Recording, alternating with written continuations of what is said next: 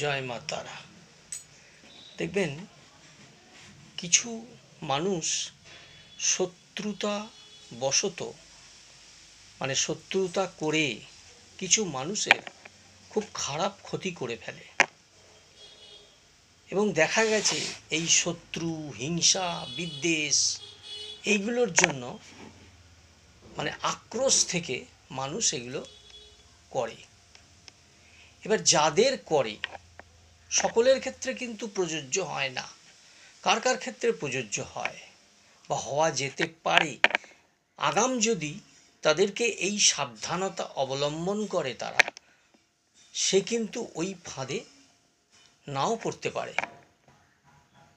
দেখা গেছে যে সেই সকল জাতককে কোনো খারাপ দ্রব্য খাইয়ে হঠাৎ আচমকা কোনো উন্মাদনা বা শারীরিক ক্ষয়ক্ষতি এসে যায় এবং তাদের কর্মসংস্থানটাকে বন্ধন ক্রিয়া করে ফেলে এবং গৃহের মধ্যে নানান রকমের একটা অশান্তি ক্রিয়েট করে।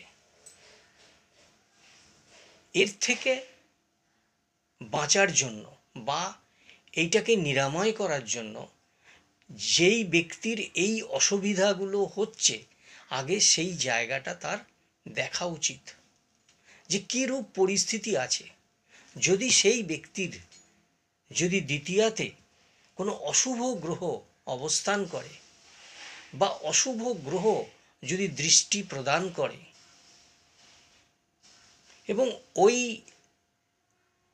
দ্বিতীয়পতি যদি বা দ্বিতীয় স্থানে যিনি আছেন সেই গ্রহ যদি নবাংশ চক্রেও সেই অশুভ দৃষ্টি প্রদান করে, তখন কিন্তু সেই জাতকের এই ফলগুলো পেতে পারে, পাওয়ার সম্ভাবনা কিন্তু প্রখর হয়ে ওঠে এবং এরা কিন্তু শত্রুর মুখে পড়ে যেতে পারে।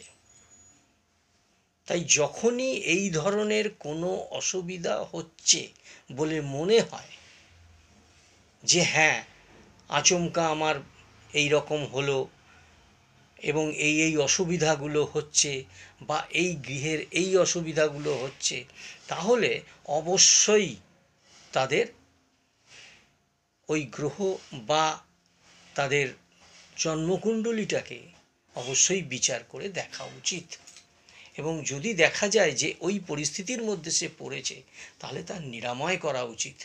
নিরাময় করলে কিন্তু সেই ব্যক্তি একটা সুন্দর রেজাল্ট পাবে এবং সে কিন্তু আর ওই পরিস্থিতির মধ্যে পড়বে না, বা পড়লেও তার কিন্তু সেই অসুবিধাগুলো ধোপে টিকবে না।